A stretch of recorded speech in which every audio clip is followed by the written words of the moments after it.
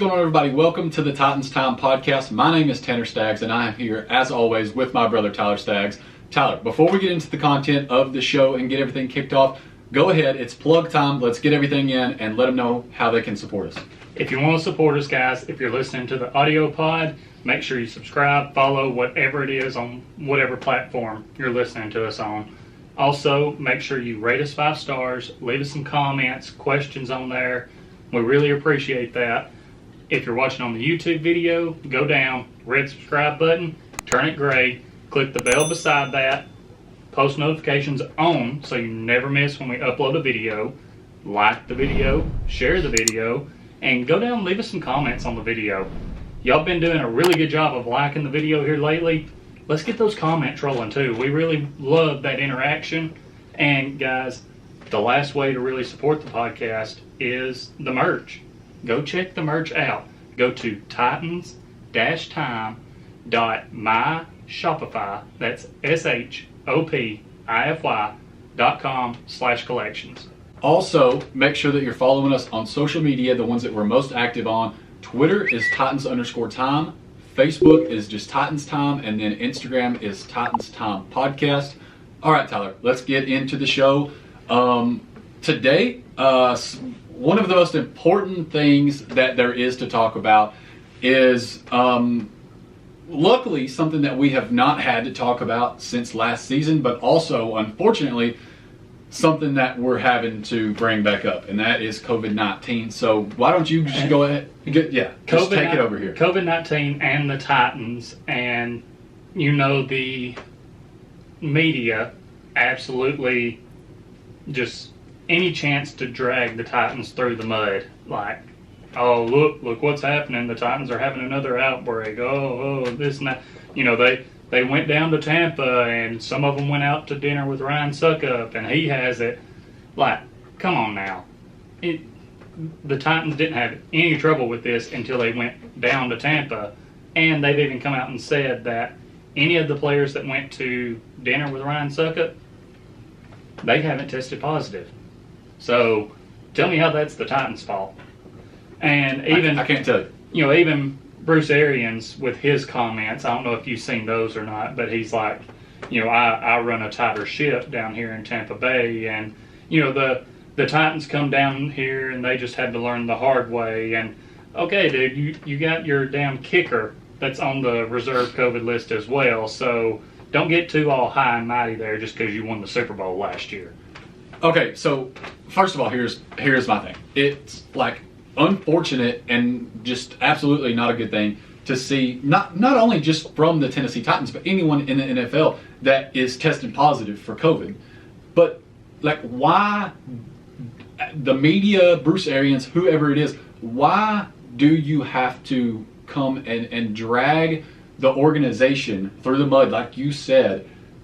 Like, it is a contagious virus, and listen, nobody can be 100% perfect about it. Honestly, I just don't believe that there's any room for them to be placing blame on the Tennessee Titans for this small outbreak. It could have happened to any team, anywhere. That's exactly my point. That was better words to put it in right there. Here's the biggest thing, I guess, is the fact of last year with the Titans and then this year with the Titans. Other teams have put players on the reserve COVID list. But the Titans are now up to 7 players and 2 coaches on the list. So it seems like when it hits them, it's not just like, okay, we got 1 or 2 guys going. The list every day just keeps growing a little bit more. And I guess that's why, people do that. But a positive is, no pun intended here, that the Titans, this is happening before the regular season. So we're not having to see them forfeit any games right now. Right. It gives Mike Vrabel, Ryan Tannehill, and some of the other guys on the list to get completely better, to get back out there. Now, I know I'm going to say that probably all the players on this list have been fully vaccinated, because the Titans, John Robinson said today that the Titans are at 97 to 98% fully vaccinated or have antibodies. So, and Mike Vrabel has said, other than a couple symptoms over the past couple days, he feels great now. So basically, in order to get back, they either have to wait 10 days and not be showing symptoms after that, or they have to be not showing symptoms and in a 48-hour period have 2 negative tests. And then they can rejoin the team. So Mike Vrabel, he's not going to be there on Saturday. He hasn't had a negative test yet. Ryan Tannehill just got put on the list today. No way he's going to be there.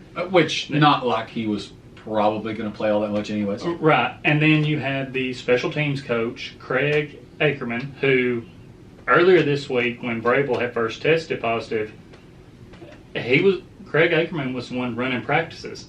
He was the one breaking them down, everything else. And this week the Titans did ramp up their protocols even more. Even though everyone is pretty much vaccinated, they told their players, look, if you're inside the facility, you need to be wearing a mask. When we're doing our meetings and stuff, we're going to have you in the bubble so you can spread out a little bit more, have a little bit more social distancing. So, they're taking these extra steps to make sure other players hopefully don't test positive. And there's also... and some of this may not even be them testing positive. It could just be that close contact. Right. I believe... So not all of the players and coaches that are in the protocol, not all of those are for positive tests. Exactly. Well, I don't know that it's necessarily confirmed. This article that I have pulled up right now is actually from 8 minutes ago. Technically now it's probably a little bit longer than that, but whatever. I've had it pulled up since the beginning of the show, and it was from 8 minutes ago. Yeah, so it doesn't say who, but it does say that it's from a source. Don't exactly know what that means or how credible that is, but it's from a source. Well, I have it from a source that we're the best Titans podcast out there, but... It's like the tweets that, during the off-season, that would say, like, weeks, especially the off-season before this one, sources say that Jadeveon Clowney signed with the Tennessee Titans. I have my sources, and it's like 2 months before he even ever made it. So anyways, let's continue on. So we've named 3 of the people on the COVID list for the Titans. Then you have Harold Landry, Jeremy Mcnichols, Nick Zubner, Anthony Rush, Jeff Swain, and Justin March-Lillard. So only, a couple, I guess, bigger names from players that are going to be starting for the Titans. But again, this is something that's happening before the regular season. I'm guessing all of these guys are vaccinated. I know Ryan Tannehill and Mike Vrabel are, and Harold Landry. So 10 days and they're back. So, I think someone said even if Tannehill's out the 10 days, he still gets back by, the Sunday before the opening week. Right, which is so great. That gives him time to get back in a rhythm. But it does suck a little bit because we've seen Julio Jones actually start getting back out on the practice field some this week. He hasn't done a whole lot. I think there was one day where he kind of done we've seen the whole starting offense out there, and they done like a jog through against maybe the scout team defense. So that's really the first time him and Tannehill have gotten to work together in a team period in a little while. And you can go back and forth on this all day long. People are going to have different opinions, just like with anything. But I do think it will be important for Tannehill to get back that week before so that him and Julio can get some practice in and really get that timing down. Because before this, when Julio originally got injured in that one practice, he was out of practice for, I think, 20-something days before he reappeared. And now he's starting to get back. Granted, again, he hasn't done much. Usually after like the stretching period, he's running off and either doing wind sprints or something else. But, this could have been time for them to get that connection down even more. Well, shocker, believe it or not, I'm going to throw out an opinion that's a little bit contrarian to yours. Contrarian. That's a word. That is a word. That is a word. So I don't think it's going to be that big of a deal. I disagree with you a little bit. I know that's a shocker. No, here's what I want to say. I'm not saying that it's that big of a deal, but it could be something that helps a little bit more, like having that timing down. Because I'm not that worried about it, because if Tannehill's going to be back a week before the opening game against the Cardinals, that whole week in practice, they can be working on things. They may not be 100% on the same page, but they're two veteran guys. That's exactly what I'm saying. It's not going to matter. Ryan Tannehill is going to be Ryan Tannehill. And say what you want about Ryan Tannehill, but I know that early in his career, he was not an elite quarterback. Now, Ryan Tannehill is an elite quarterback. Well, and also, he's going to be able to get on page with Julio just like that. And he already has that connection with A.J. Brown and Anthony Ferguson, but with Julio, I mean, you have a guy whose catch radius is just insane. Like, just put it in the area. Exactly. Put it close to him. More than likely, he's going to come down with it. So just don't put him in a situation where he might end up coming back down awkwardly, because that seems to be a trend with Julio. It seems like it happens every single year. Sometime during the season, he goes down in like practice or at just some crazy time. He has an awkward landing, and then it's like he plays games most of the time, but it's always like last second. Like he's always in your fantasy football lineup. He's always got that cue beside him all the time. So right quick before we keep talking more about practice, and yes, we're talking about practice, but want to say obviously prayers and get well soon to all the players on the COVID list. Hopefully their families stay healthy. Also want to send prayers out to Waverly after all of that rain and the flooding that they have. Hopefully, I know the Titans are going to do their part to be helping out over there. And, it's just a bad situation over there. So praying for all of them and everyone who's lost family and all that. I thought that the football field situation from the Tennessee Titans was pretty awesome. Right. I think they're going to let the Waverly team play 1 or 2 games at Nissan Stadium. I mean, offering up to 2 games is that's awesome. You're playing at freaking Nissan Stadium. Yeah, you're playing at Nissan Stadium, and how awesome would it be if they had a big enough turnout to fill Nissan Stadium because, just people wanting to go and support them. Right, yeah. And because, most high school football stadiums, or I'm not even going to say stadiums really, but stands aren't going to hold nowhere near as many people as Nissan Stadium. This is not Texas.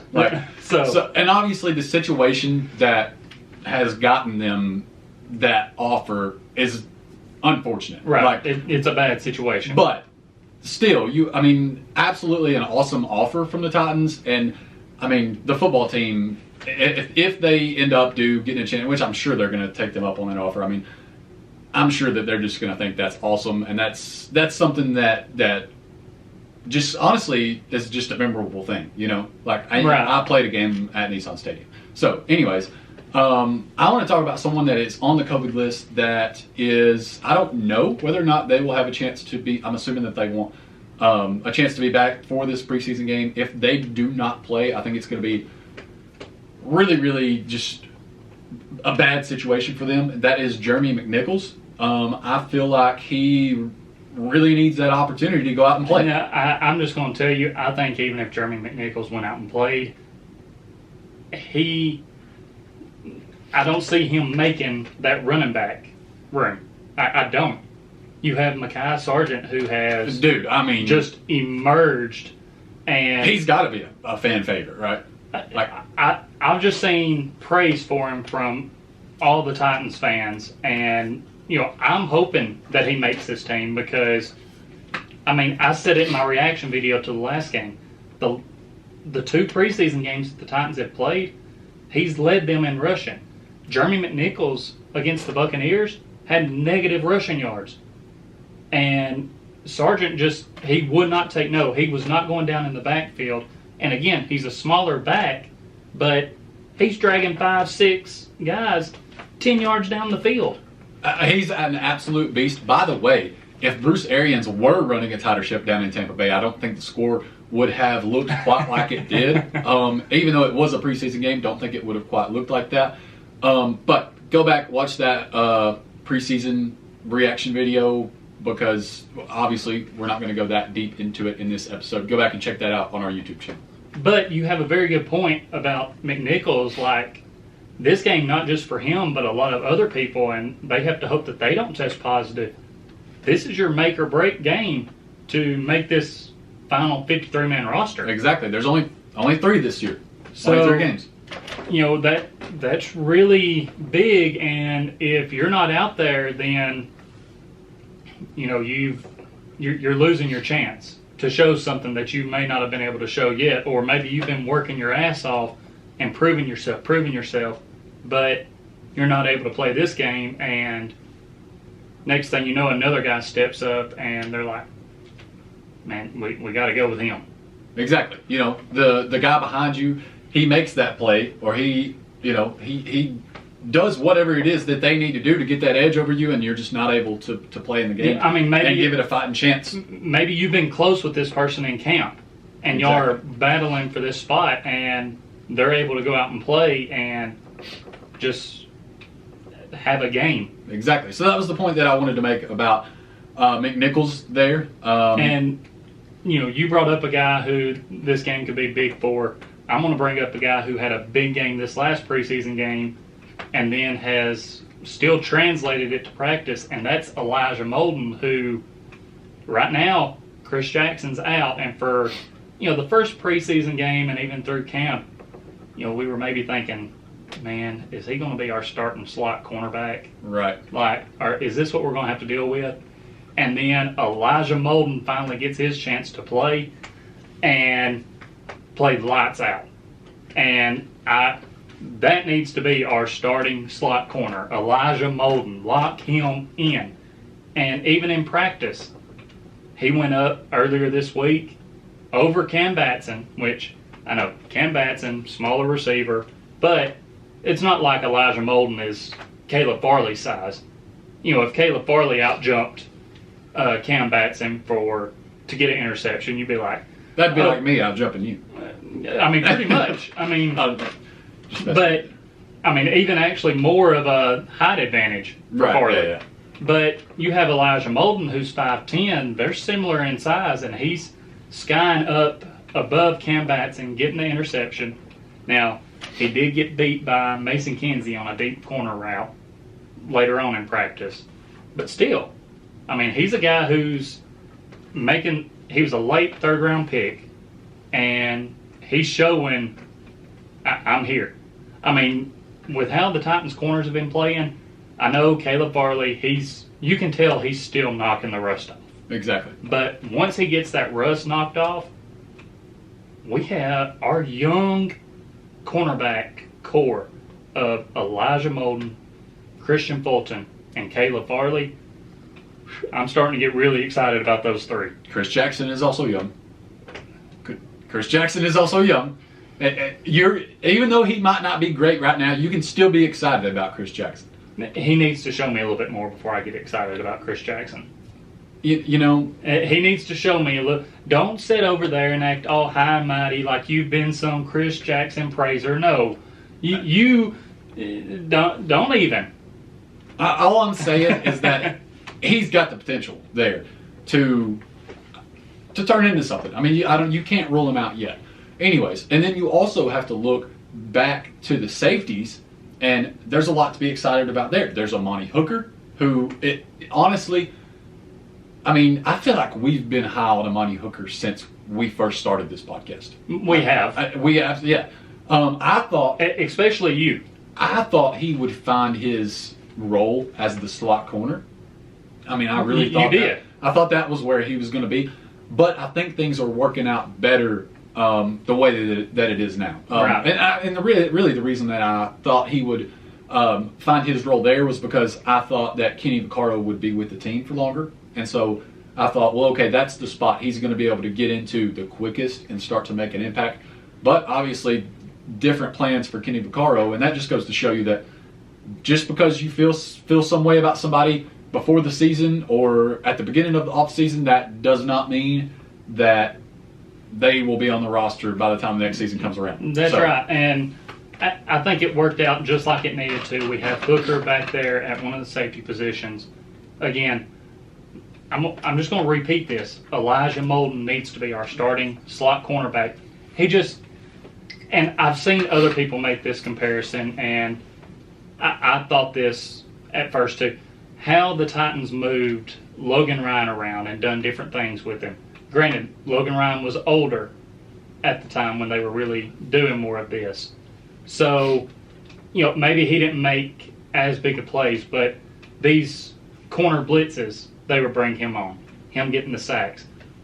Elijah Molden, they blitzed him a lot from that slot corner spot, and he was getting he was getting close. Did have that one sack where, he knew the linemen were bigger than him, just went right between their legs, slid down, bear crawl, get up, get the quarterback. So, he's making plays. He's younger than Logan Ryan was, so he still has that speed, and he's able to do this stuff. But at the same time, another comparison to a smaller corner the Titans had in the past, Cortland Finnegan. I 100% knew you were going there. And I will, shout out the guys at A to Z Sports, Austin Stanley, and I can't remember. Zach Bingham. But I think he had someone else on with him when he first mentioned that. I was just coming off the top of my head there. Luke Worsham. Yes. Worsham. And, because I did hear them say that on their podcast, and I had been thinking about the Logan Ryan comparison. I'd already been thinking that. But then when they mentioned Cortland Finnegan, I'm like, you know what? They're right. He's a smaller guy, but he brings that attitude of not backing down.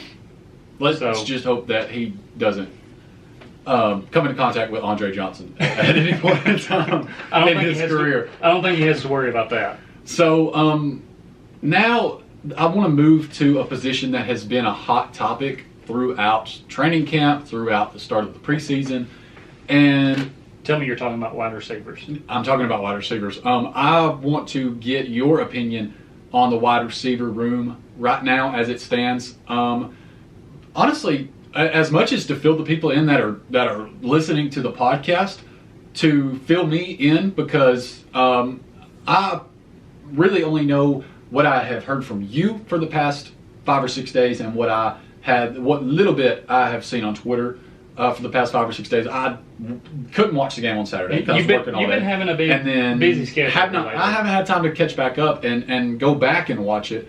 So I just want to know how things. I want to know if it's still the way that it was last time.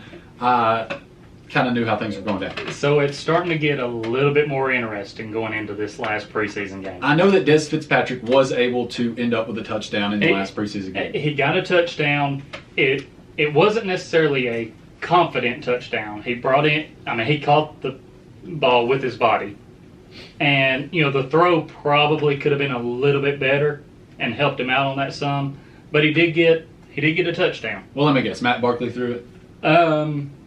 I think Logan Woodside was the one that threw it. Yeah, it was Logan Woodside, because Barkley had 2 touchdown passes, one to Sargent and one to Mason Kinsey. The one to Mason Kinsey, oh my God. That's another thing I want to talk about before we end the show is the quarterbacks, but let's continue on with we're going to get to the quarterbacks because, there's some interesting stuff going into this week. I'm beginning to flip.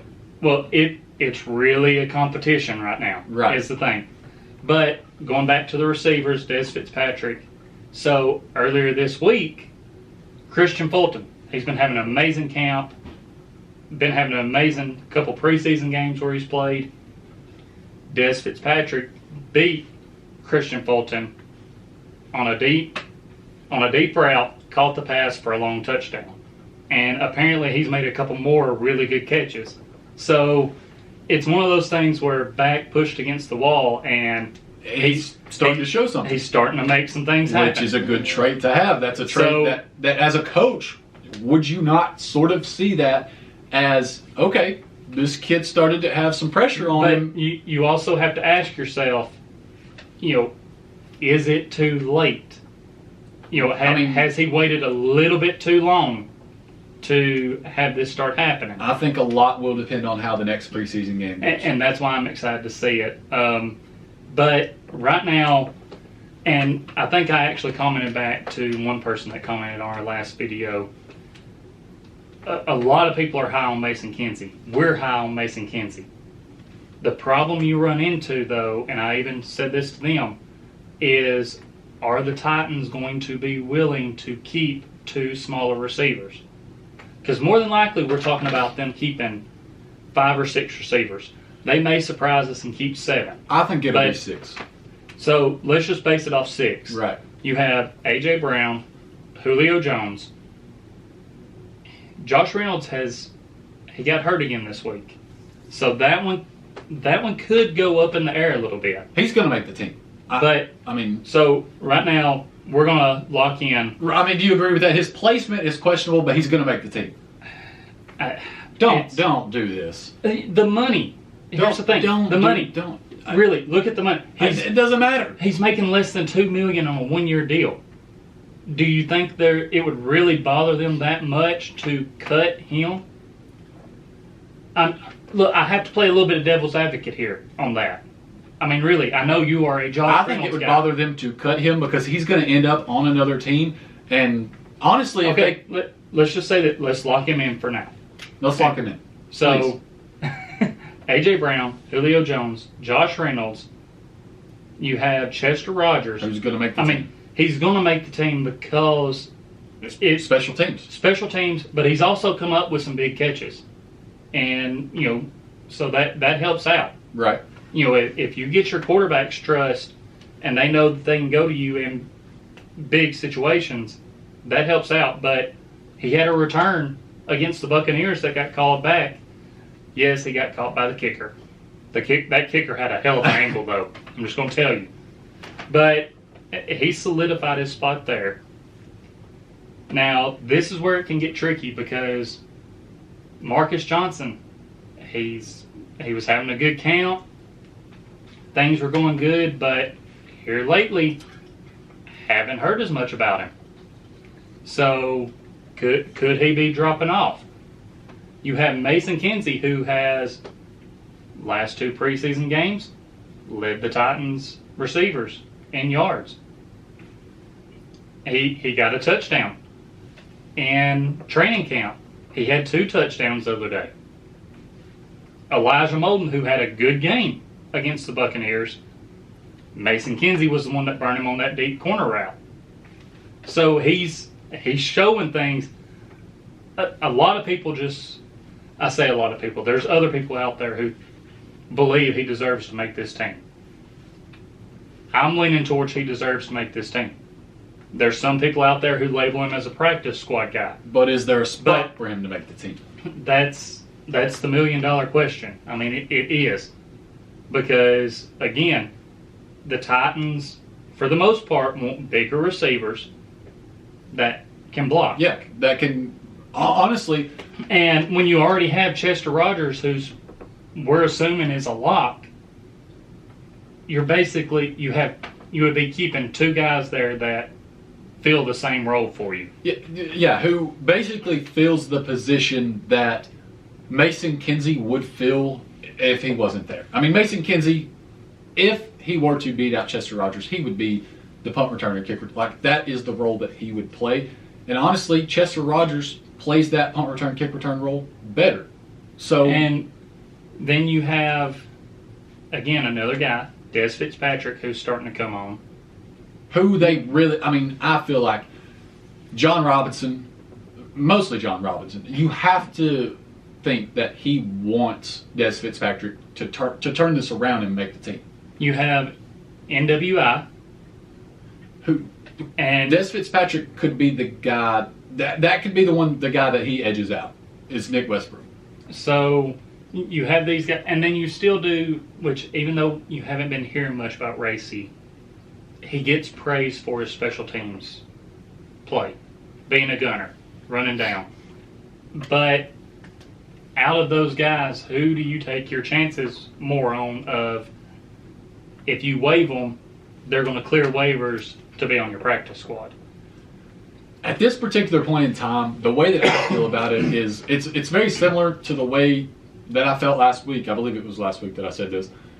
Obviously, you've got A.J. Brown, Julio Jones, you've got Josh Reynolds, Marcus Johnson, and then Chester Rogers.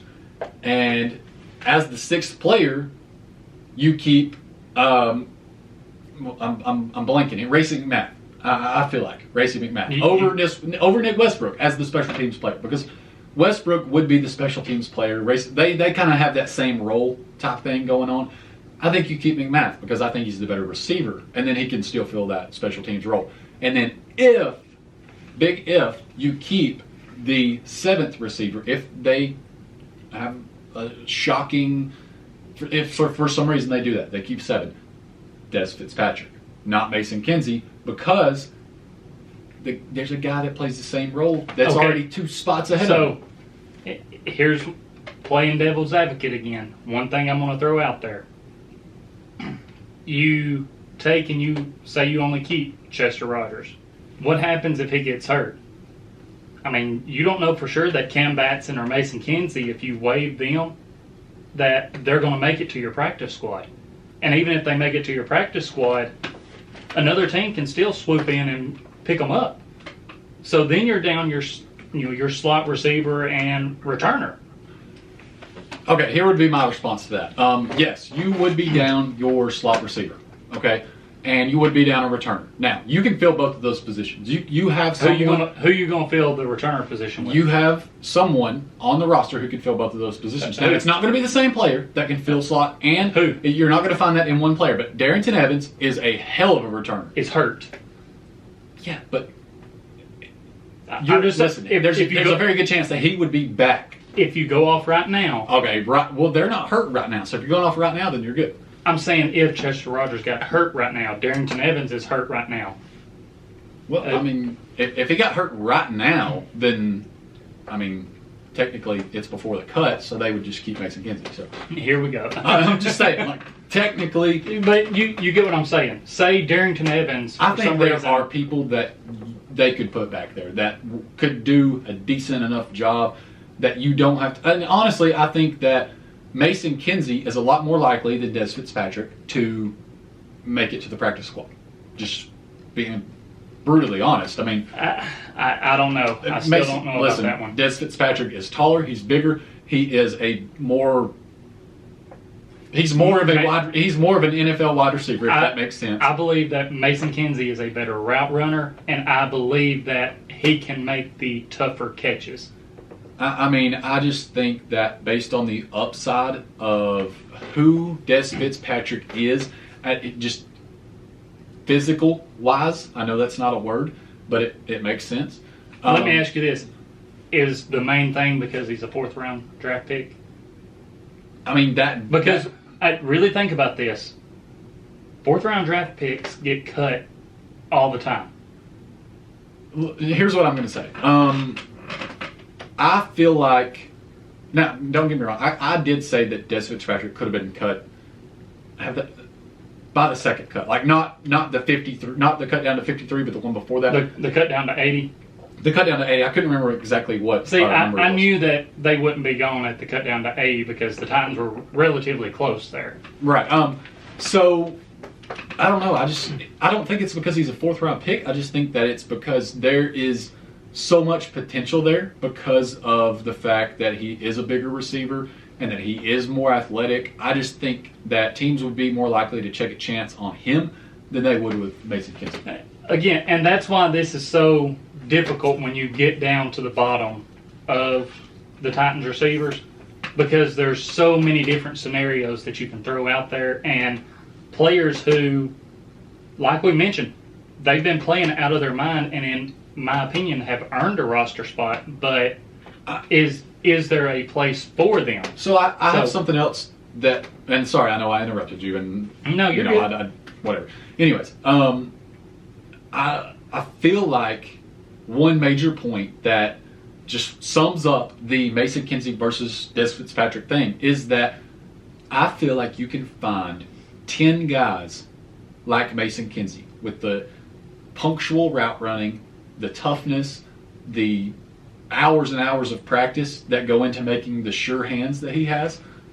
But you cannot teach just athleticism and size like you can punctual route running and mental toughness and sure hands like Mason Kinsey. I feel like you can find 10 guys like that to take a chance on, but if Des Fitzpatrick hits the waivers, there's maybe only him and a couple of other guys there to take a chance on. The Titans have a lot of tough decisions coming up, and that's why this game, this Saturday against the Bears, is going to be so important for these guys, because they either need to go out and show why they belong on this team, or they're going out to try and build their resume more for other teams that might be looking for someone with their skill set. And everyone, go down in our comments and let us know who we're going to say.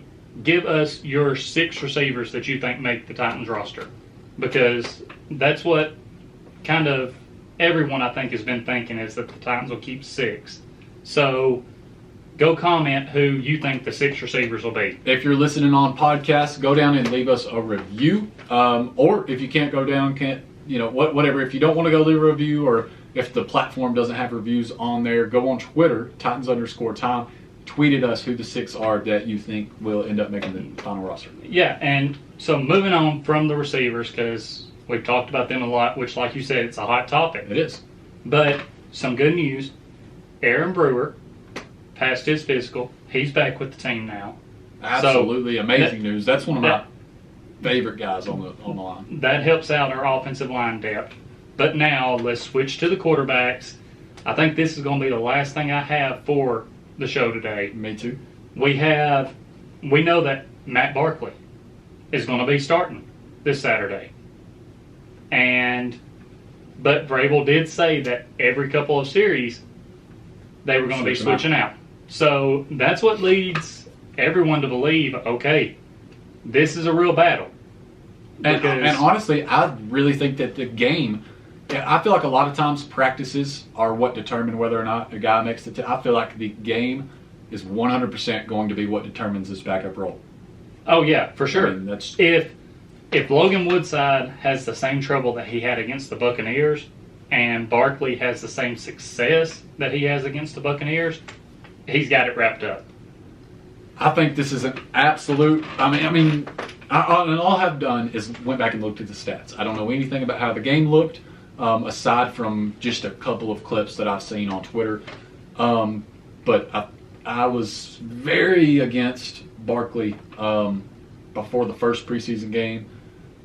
I thought last week that Logan Woodside was going to come out, secure his spot, whatever, blah, blah, blah. This is the absolute opportune time for Matt Barkley to secure this backup position. And honestly, I think he has a hell of a chance to go out and do it. So here's what I'm going to say.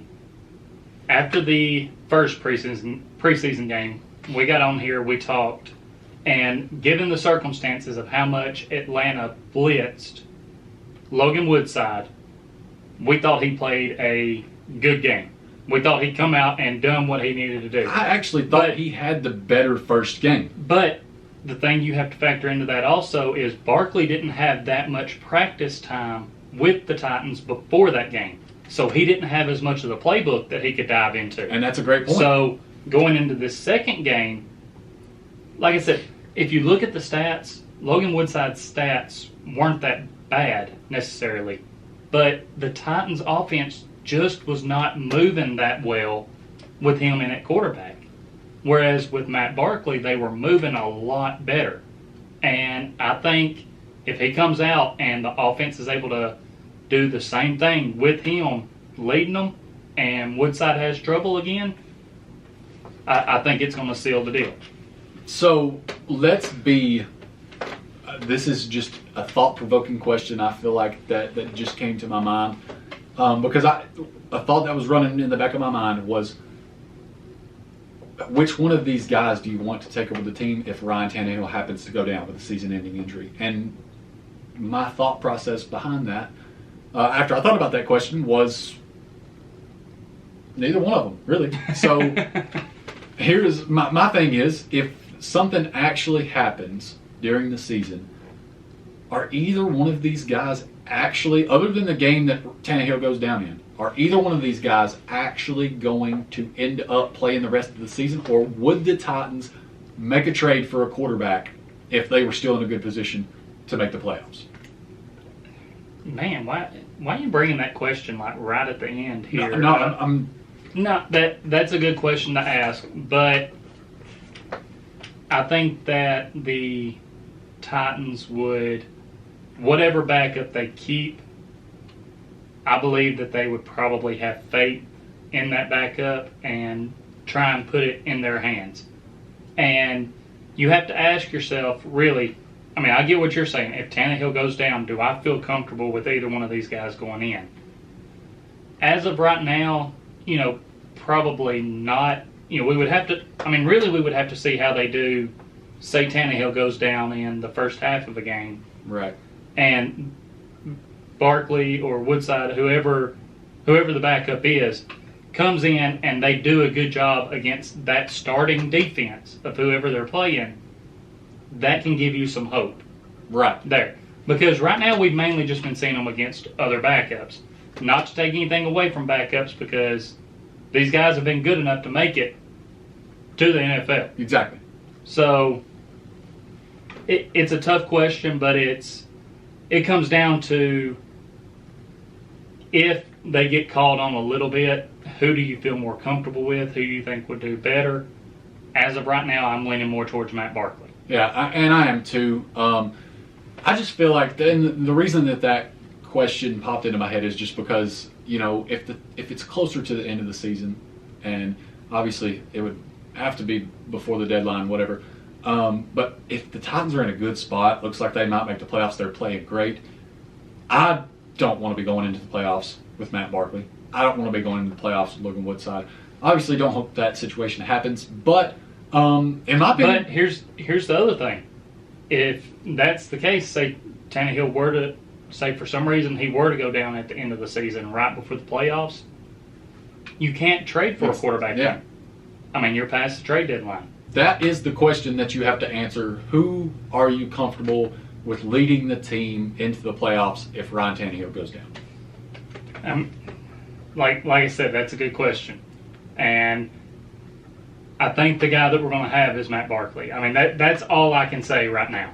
But honestly, it's really still a toss-up until after this next game. It is, but I think that Barkley's going to go into this game and end up winning this quarterback 2 battle. And one last thing I do want to throw out there is, talking about the Bears, we're going to see Justin Fields for the entire first half against us. He's starting for the Bears. Now, I don't know about you, but I'm pretty excited about this, see how the Titans pass rush does against him. He come out after his first preseason game, and he was like, man, the game seems kind of slow out there to me. This last preseason game, he got smacked. And, a lot of people kind of made a meme about that, and were like, does the game still seem slow to you? Because, this guy came out of nowhere and just put the hammer down. It sounds very similar to another guy a couple of years ago that said that the game seemed slow to them and that it seemed easy. And that was Leonard Fournette, and obviously he's still having a decent career, but he's not Derrick Henry, So I am interested to see Justin Fields and how the whole defense does with a quarterback that's as mobile as he is. Yeah, that's one thing I'm excited to see, because, again, we have Kyler Murray coming in for week 1.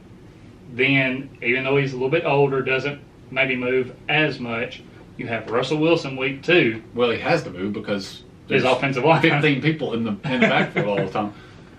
So I'm excited for that. Even if we've been seeing most of our starters on defense for at least a couple of drives, so it's going to be interesting to see if they're the ones out there to start the game, and like you said, how they do against a quarterback that's more mobile.